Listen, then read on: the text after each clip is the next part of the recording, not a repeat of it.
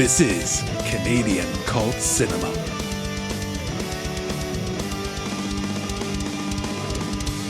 Rolling Vengeance is a 1987 action drama / revenge film that at the end sort of turns into a slasher movie.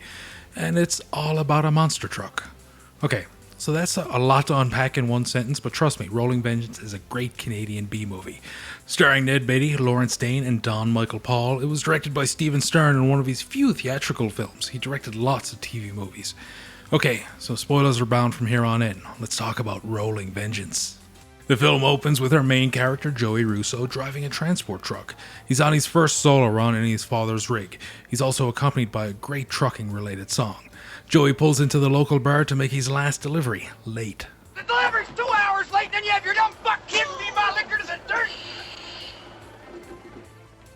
Vic, someday someone's gonna punch you in the mouth and put an end to your sex life. We are then introduced to our antagonist and bar owner, Tiny Doyle, played by Ned Beatty. Hey. Is this any way to do business? Tiny and his sons run the local bar / strip joint / used car lot. The women against drunk drivers show up to protest. Ladies, what are you doing? We're the women against drunk drivers, Mr. Doyle. One of those women is Joey's girlfriend, Mitzi, played by Lisa Howard. I may have a job for you. Can you dance? As Joey and his father are driving home, they are harassed by Tiny's sons in a pickup truck. We then get to meet Joey's family, his mother and 2 little sisters. Joey's working on a secret project in the barn. Well, when are we going to get a chance to see this thing? I'm gonna have it ready for the big truck show in November. There's this wonderful exchange between Joey's father, Big Joe, and one of his sisters. Dad? When will I grow boobs? I don't know. A couple of years, I guess. Hope I get big ones like Dolly Parton. Yeah. The reaction and look on Big Joe's face is just priceless. The exchange just feels so real. Joey's mother and his sisters are out in the car when the Doyles show up and start aggressively messing with them for no reason. Come on, pretty lady. Roll down the window. Leave us alone.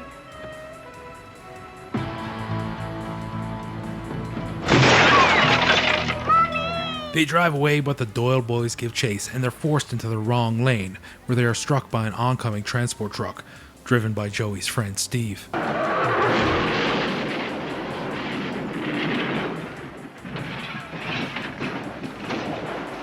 Joey and Big Joe are obviously devastated by the loss of their family. There is a court case where Victor Doyle gives his version of events. We was moving along minding our own business when this lady come up from behind us.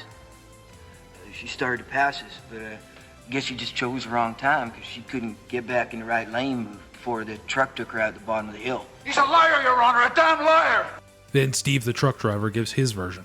I thought she was gonna make it all right back into her lane. But it looked to me like they speeded up and wouldn't let her back in. But the Doyle boys get off. The court finds the evidence insufficient to support a manslaughter conviction. No, God damn it, no! Now you listen to me! That man killed my wife and kids. He might as well have blown them away with a shotgun. And you fine him $300? He ought to be strung up by his balls. So this movie's obviously set in America, but it was shot in Ontario. One dead giveaway that it's in Canada is the Hostess truck driving by. Remember Hostess chips and the Munchies? I used to love those chips. They would come with these stickers in the bag of like pro wrestlers, rock bands, and even movies, but probably not Canadian movies. Alright, I got off on a tangent there. Back to the movie. Big Joe and Joey go to the Doyle's bar and, well, start a fight. Steve runs in and assists them. Back off, scum! The Doyles decide to take their revenge by dropping cinder blocks on the Russo's truck. Big Joe ends up in the hospital. Joey vows to take revenge, and then we get a montage.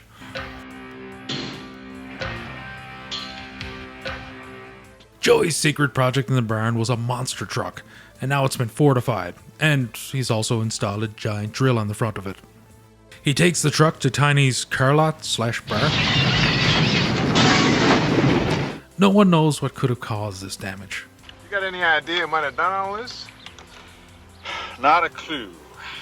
And this is where we're introduced to our good guy cop. You slip in the shower? No. Tripped over my dick. Really? I know how you feel. Happens to me all the time.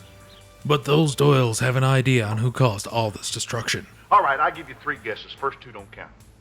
It's either Steve Tyler or the Russell boy. They go after Steve for retribution, when suddenly a monster truck appears and kills 2 of the Doyle boys.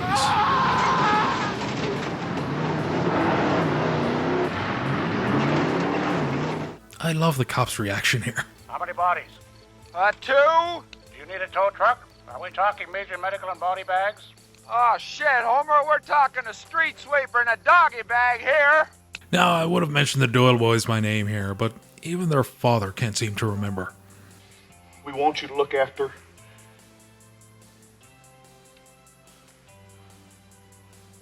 them 2 boys that are no longer with us here. Misty shows up at Joey's house, but he's not there, and then 2 of the Doyle boys jump out of nowhere and rape her. I didn't see the need for this scene. Joey has enough motivation to take revenge on the Doyles as it is, and as an audience, we already hate them. It's not overly gratuitous, but it's still a rape scene, and I really didn't see the need for it to be there. Joey finds Mitzi and then goes after the Doyle boys. Now, this is where the movie turns into a slasher film. Scared chicken shit? The hell is that? Hell if I know.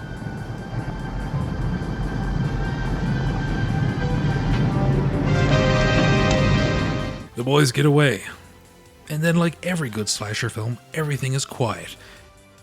Looks like we lost him.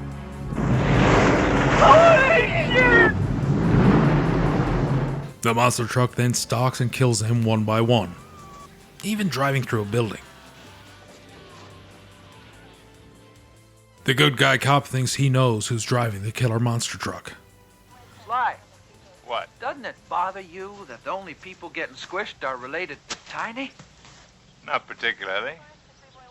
Why do I get the feeling that you've got a good idea who's been doing all this? Maybe because you got the same idea? He questions Joey.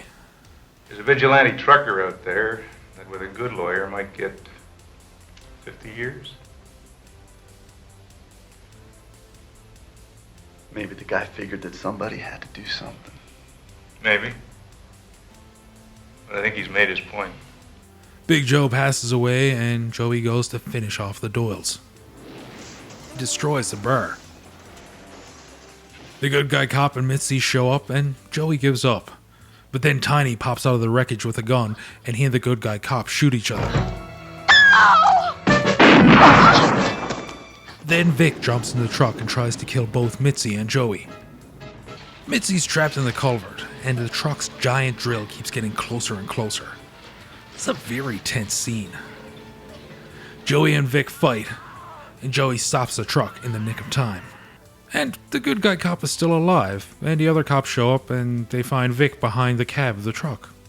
Looks like Vic didn't much like his family either. Happy ending. Rolling Vengeance is a hell of a lot of fun, and it's by far the best monster truck revenge film ever made. Our star Joey, played by Don Michael Paul, went on to write Harley Davidson and the Marlboro Man. He also directed Tremors 5, 6, and 7. His father, played by Lawrence Dane, is a classic Canadian character actor, and has been in many films like Rituals, Scanners, Happy Birthday to Me, and Of Unknown Origin. The youngest Russo's sister would go on to have quite the career as a voice actor for cartoons. She played Lydia in Beetlejuice, Jubilee in X-Men, and Claire Redfield in Resident Evil 2. Of course, the best known actor in the film is Ned Beatty, and you probably remember him from the Squeal Like a Piggy scene in Deliverance, and, well, many other things. And by far the biggest star of the film was the monster truck itself. Now, that was built by Mike Welk. He built 2 for the film and only 1 survived the shoot. He replaced the cab and then named it Super Pete. I'm guessing he named that after the Peterbilt cab that he used. The truck competed in monster truck rallies up until the 90s. For some reason, monster trucks became very popular in the 80s, with Bigfoot being the most famous. Now, that truck even had its own cartoon.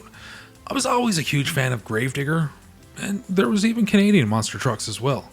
Monster trucks had appeared in films before, Cannonball Run 2 and Police Academy 2, but never the crux of the movie. How did something so quintessentially American as a monster truck end up in a Canadian film? I don't know, but I'm glad it did. Rolling Vengeance is a very enjoyable movie. Now, it takes a little while to get going, but that's a good thing. We actually get time to get introduced to some of the characters, so we care about them when, well, the bad things happen to them. Besides Tiny, the bad guys don't get a lot of development, but they don't need to. It's a revenge movie. We want to see them die. This movie doesn't reinvent the wheel. It's nothing that we haven't seen before. A man avenges his family, except this time he does it with a monster truck. Yes, at times it can be a little ridiculous, and there's no way in hell a monster truck can sneak up on anybody, but it's charming. And just look at that poster. How could you not want to rent that from a video store? I also have a soft spot for transport trucks. I come from a trucking family, and I have plenty of fond memories of sitting in these giant, beautiful machines with my father and uncles. So I always enjoy seeing truckers and big trucks on screen. And so I went into this movie prepared to like it. And well, who doesn't like seeing a monster truck crush cars? Rolling Vengeance was another film that was stuck on VHS for a long time, but it's now available on Blu-ray from KL Studio Classics. If you enjoyed this video, please hit that like and subscribe button, and hey, tell a friend about the channel, we'd really appreciate the help.